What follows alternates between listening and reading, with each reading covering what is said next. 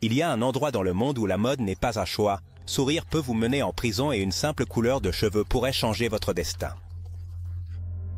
La Corée du Nord est bien plus qu'un pays fermé, c'est un univers parallèle où les règles semblent sorties d'un roman dystopique.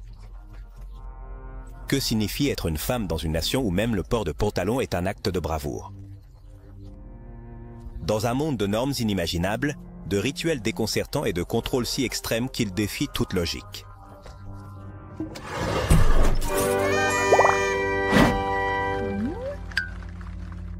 Police de la mode et de l'habillement. La Corée du Nord maintient un contrôle strict sur la manière dont ses citoyennes se présentent en public. Les femmes doivent se conformer à des codes vestimentaires stricts imposés par une organisation gouvernementale dédiée à garantir que personne ne défie ces normes. On s'attend à ce que les femmes portent des jupes ou des robes dans leur vie quotidienne, surtout en dehors du milieu professionnel. Si l'une d'elles ose porter un pantalon, elle peut faire face à des interrogatoires. Et dans les cas graves, des sanctions publiques. Les restrictions vont au-delà des vêtements de base.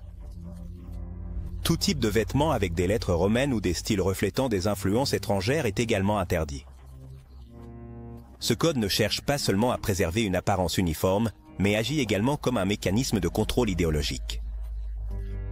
Pour le régime, même la mode est un reflet de la loyauté politique et du rejet de l'étranger.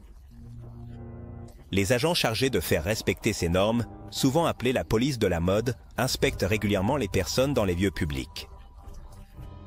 Leur présence renforce le message que toute expression individuelle ou différence vestimentaire est perçue comme une menace pour l'ordre établi. Même dans les zones rurales, où le port de pantalon peut être plus pratique, ces normes restent en vigueur, limitant les options des femmes pour s'adapter à leur environnement.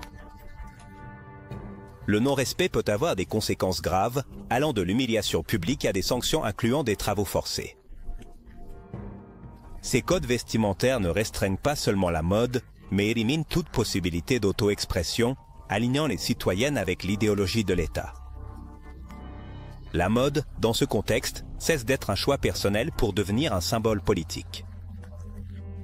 Interdiction de la culture capitaliste dans un effort pour éradiquer toute influence extérieure, la Corée du Nord impose de sévères restrictions à ses citoyennes, notamment dans le domaine de la mode.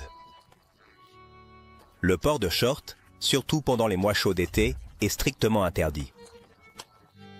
Pour le régime, ces vêtements représentent un lien avec la culture capitaliste qu'il rejette catégoriquement. En 2020, Pyongyang a intensifié sa campagne de répression avec une loi interdisant les activités et comportements perçus comme étrangers ou capitalistes. Cela inclut non seulement les vêtements, mais aussi la consommation de médias étrangers, l'utilisation de jargon sud-coréen et l'enseignement de styles de danse modernes. Ces mesures affectent de manière disproportionnée les femmes, qui sont surveillées avec plus de rigueur dans leur vie quotidienne. Les sanctions pour enfreindre ces règles peuvent être dévastatrices. Des amendes à l'emprisonnement, le gouvernement s'assure que ces restrictions soient rigoureusement respectées. Les shorts, qui ailleurs sont un vêtement d'été courant, sont ici devenus un symbole de résistance culturelle. L'arrière-plan de ces interdictions est la préservation des valeurs socialistes traditionnelles, qui visent à contrôler non seulement les actions, mais aussi les pensées des gens. Dans cet environnement, l'habillement devient un champ de bataille idéologique où chaque vêtement reflète la position politique de celui qui le porte. Interdiction de sourire le 8 juillet. Le 8 juillet n'est pas un jour ordinaire en Corée du Nord. Ce jour marque l'anniversaire de la mort de Kim Il-sung, fondateur du pays et grand-père de l'actuel dirigeant, Kim Jong-un. Pendant cette date, montrer tout signe de joie, y compris un simple sourire, est strictement interdit. Les autorités nord-coréennes exigent que les citoyens maintiennent une attitude solennelle en respect à la mémoire du leader. Les sanctions pour enfreindre cette règle peuvent aller de réprimandes publiques à l'emprisonnement dans des camps de travail. En plus d'interdire les sourires, la consommation d'alcool, les bruits forts et tout type de célébration sont également restreints. Le contrôle des émotions publiques ne se limite pas à cette date. Lors d'anniversaires significatifs, comme le 10e de la mort de Kim Jong-il, le régime a imposé un deuil de 11 jours, prolongé par la suite à 12 jours. Pendant ces périodes, toute activité impliquant du plaisir ou du divertissement est strictement interdite. ce contrôle sur les émotions collectives illustre comment le régime utilise chaque aspect de la vie quotidienne, y compris les expressions faciales, pour renforcer son autorité.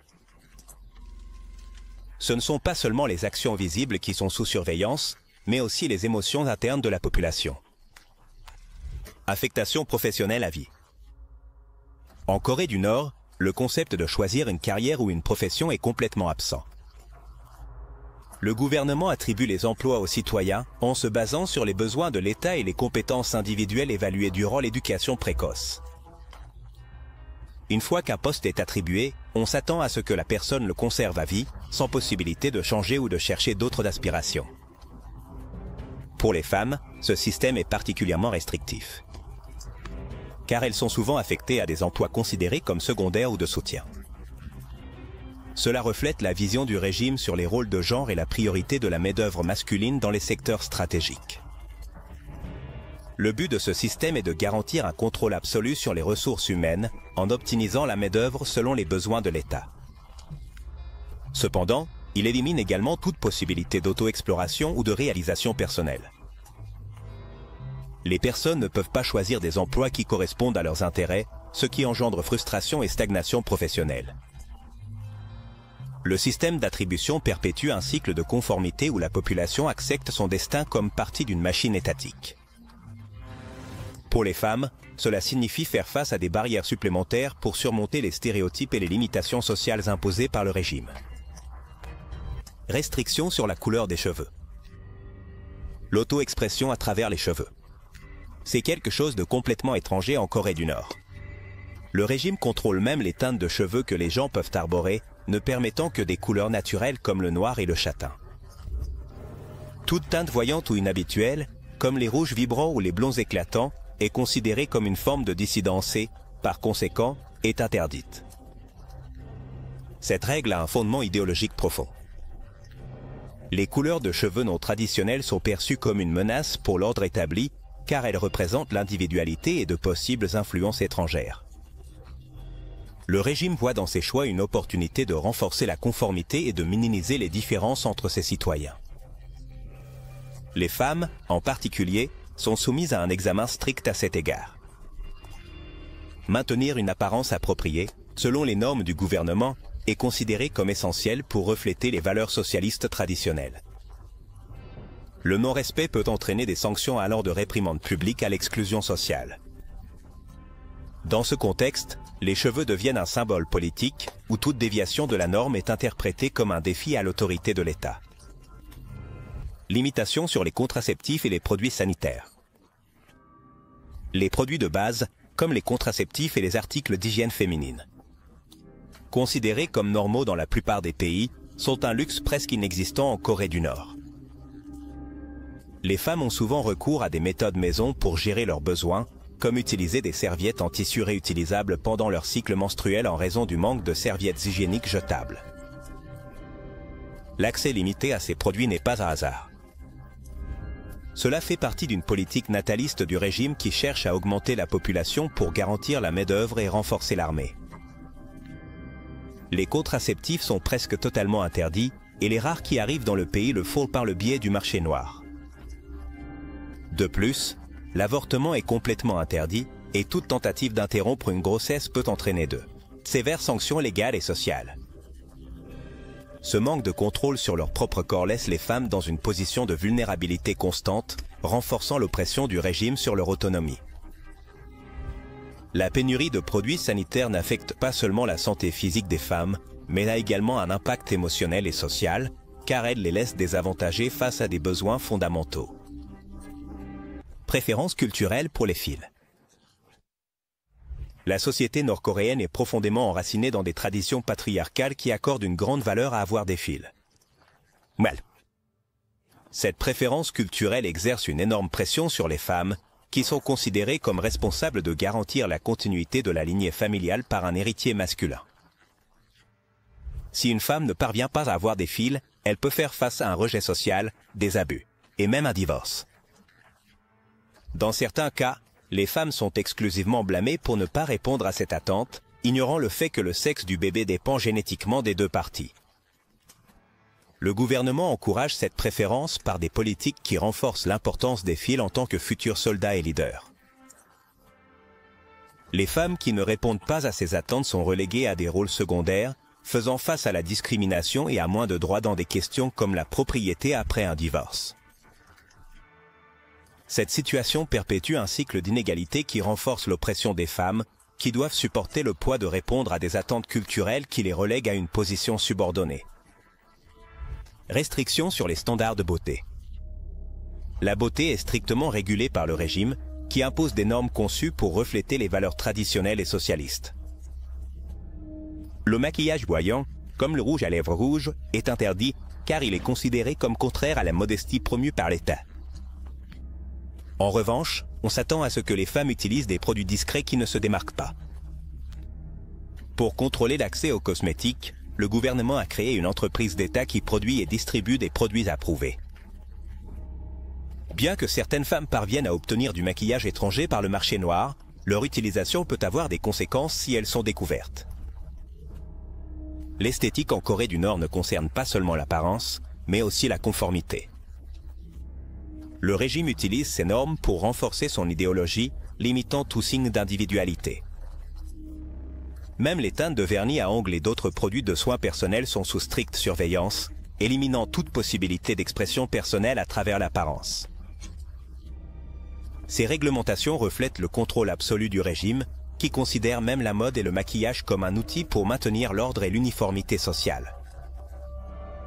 Pour les femmes, ces restrictions sont une constante dans leur vie quotidienne, laissant peu de place à toute forme de créativité personnelle. Participation obligatoire aux événements d'État. Les femmes nord-coréennes doivent assister à des défilés, des actes et des rassemblements organisés par le gouvernement, une obligation qui renforce leur loyauté envers le régime. Pendant ces événements, on s'attend à ce que les participantes se présentent en tenue traditionnelle comme le hanbok et qu'elles respectent des normes de comportement strictes. Ces événements ne sont pas de simples célébrations, mais un outil politique conçu pour diffuser la propagande d'État et renforcer le contrôle sur la population. Les femmes réalisent souvent des chorégraphies et des chants qui symbolisent l'unité nationale et l'obéissance au gouvernement. Le non-respect de cette obligation peut entraîner des sanctions sévères, telles que la perte de privilèges sociaux ou des sanctions légales.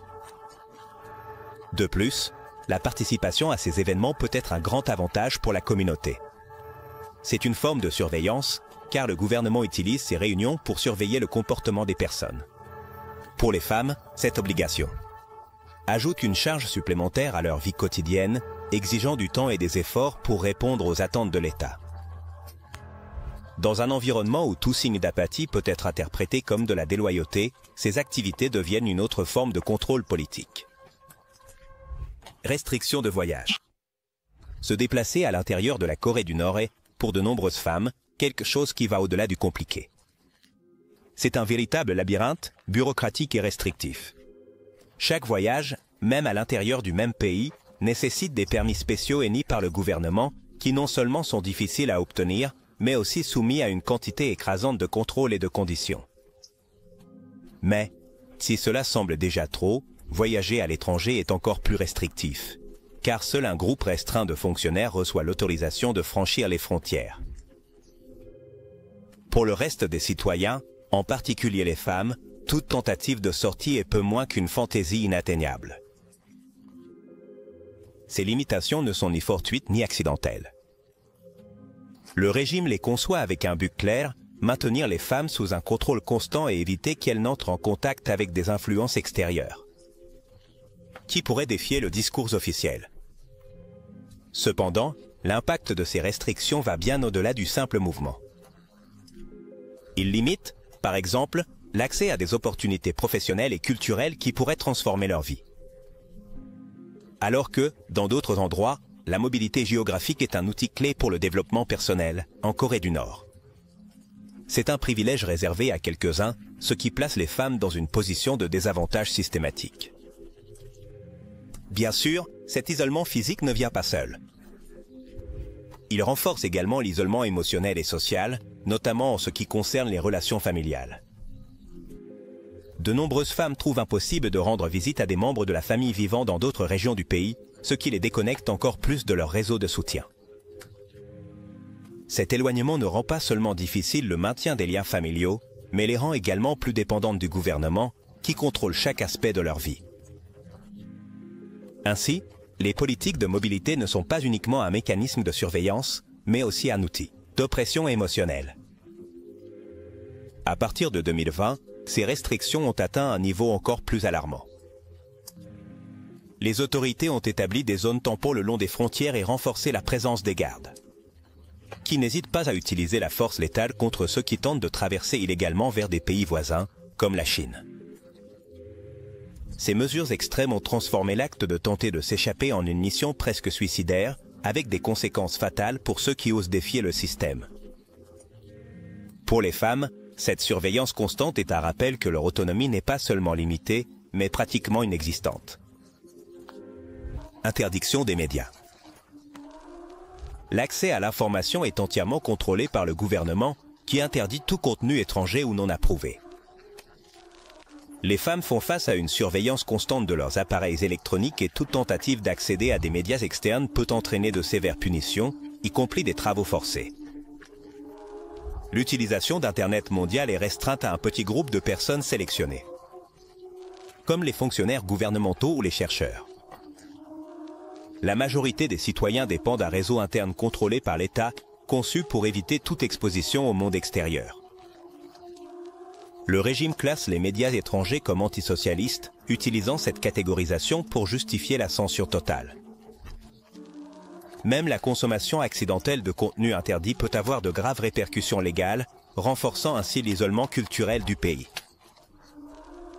Ces restrictions ne limitent pas seulement la liberté d'expression, mais elles maintiennent également les femmes déconnectées des tendances mondiales et des opportunités possibles pour élargir leurs horizons.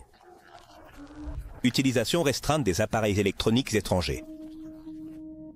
En Corée du Nord, posséder un téléphone mobile étranger n'est pas seulement un luxe inatteignable pour la plupart, mais aussi un crime grave qui peut entraîner des conséquences dévastatrices. Selon les lois strictes du régime, toute femme surprise avec un tel appareil peut faire face à des peines allant des travaux forcés à des sanctions beaucoup plus sévères.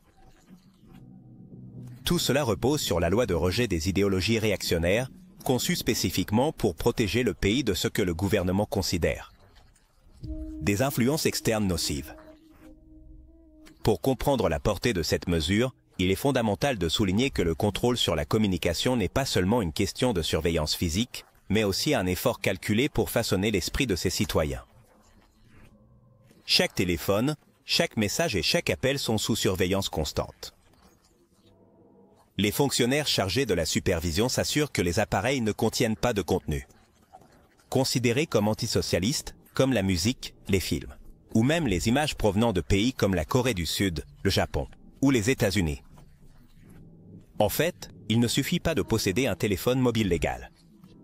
Les utilisateurs doivent également s'assurer que leur communication se conforme strictement aux normes établies.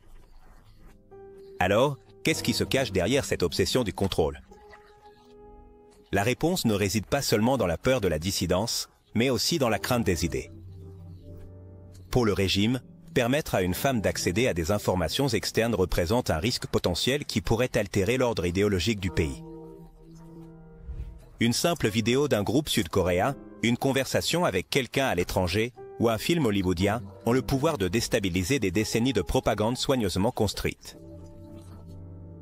Pour cette raison, le contrôle va au-delà du physique, cherchant à éradiquer toute pensée qui pourrait émerger d'une connexion avec le monde extérieur.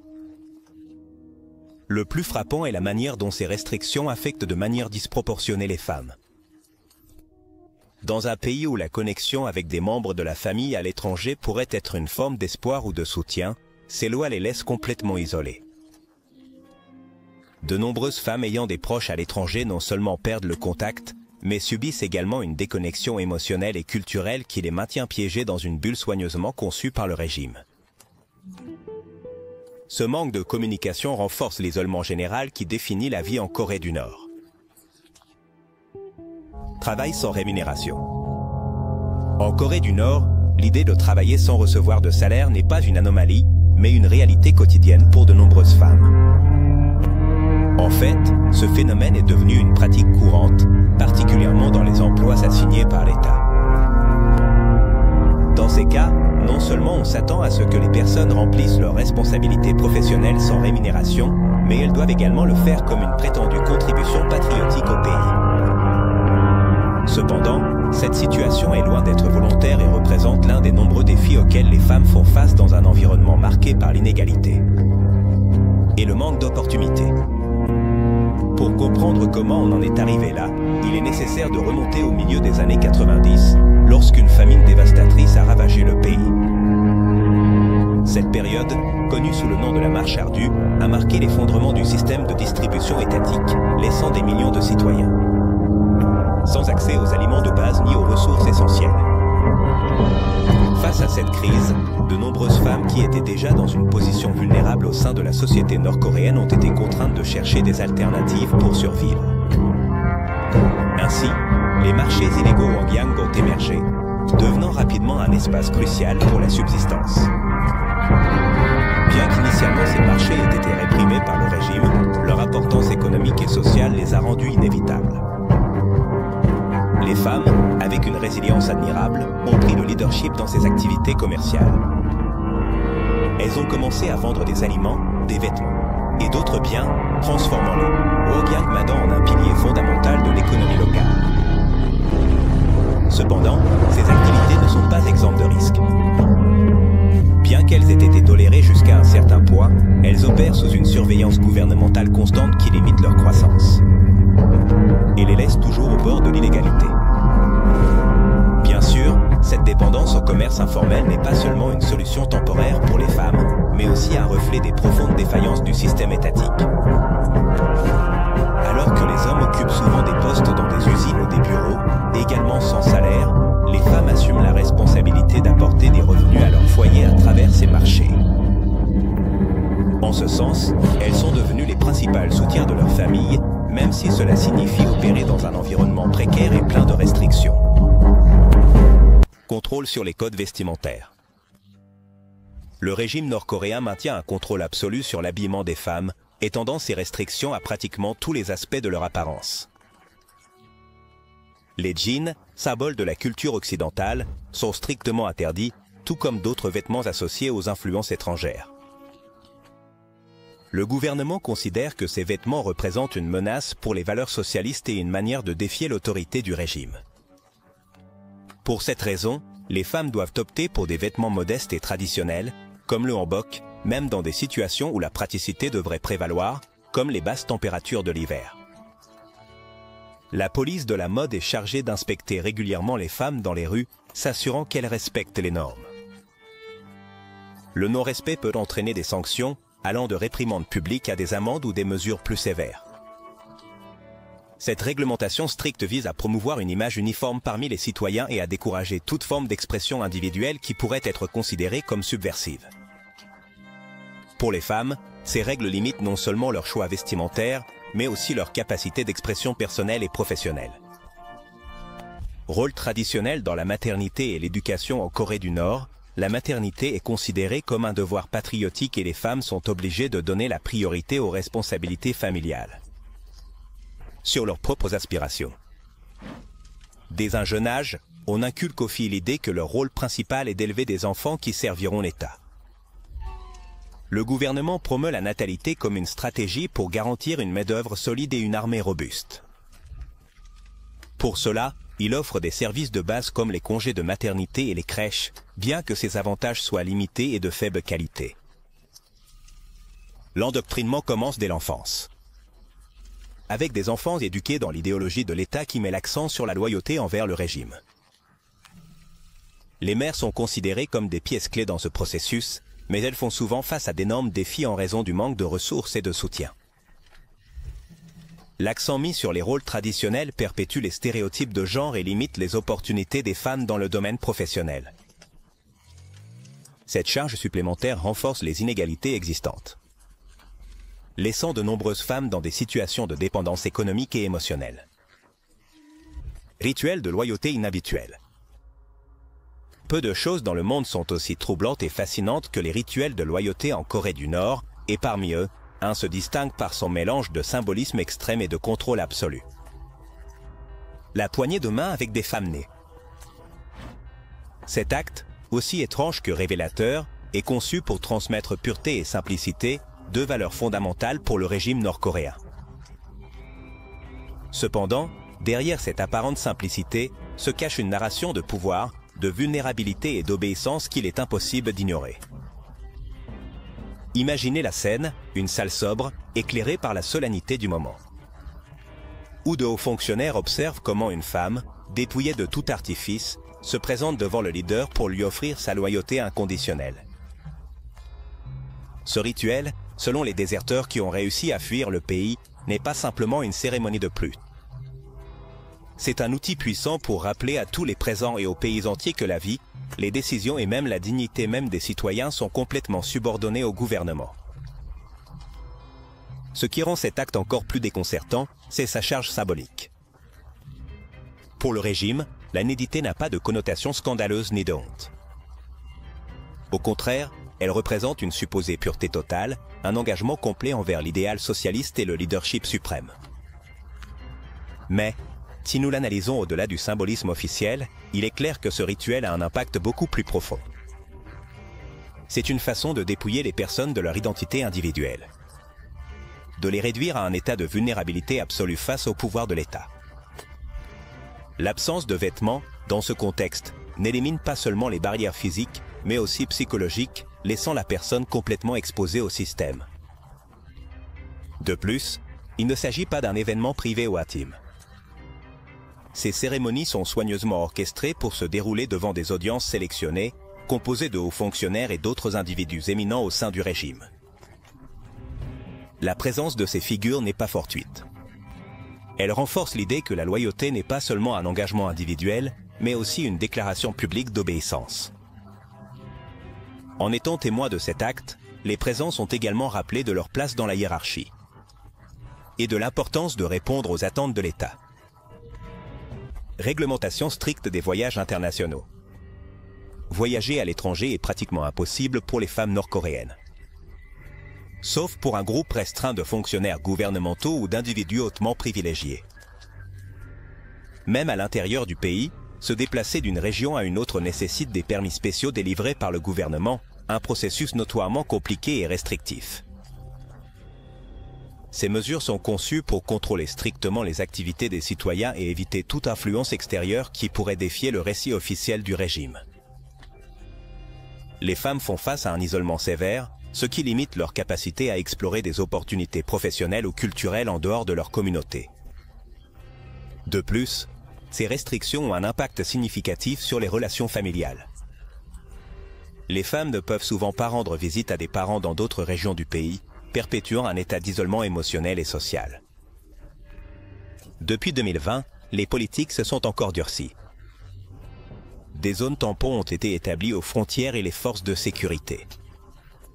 Elles emploient des mesures extrêmes contre ceux qui tentent de traverser illégalement vers des pays voisins, comme la Chine. Ces restrictions représentent une forme supplémentaire de contrôle totalitaire qui renforce l'oppression sur les femmes. Contrôle gouvernemental sur l'information. L'accès à l'information est strictement réglementé en Corée du Nord. Les femmes ne peuvent pas accéder à des contenus étrangers, ni utiliser Internet mondial, car le régime le considère comme une menace pour son autorité. Seul un groupe restreint de fonctionnaires a accès à un réseau interne hautement contrôlé, appelé Asterisko Wongyang, conçu pour restreindre tout contact avec le monde extérieur. Posséder des médias étrangers, comme des films, de la musique ou des livres d'autres pays, peut entraîner de sévères sanctions, allant des travaux forcés à la peine de mort dans les cas extrêmes. Même essayer de regarder du contenu étranger sur des appareils mobiles est une raison suffisante pour être puni. Cette censure affecte également les interactions culturelles.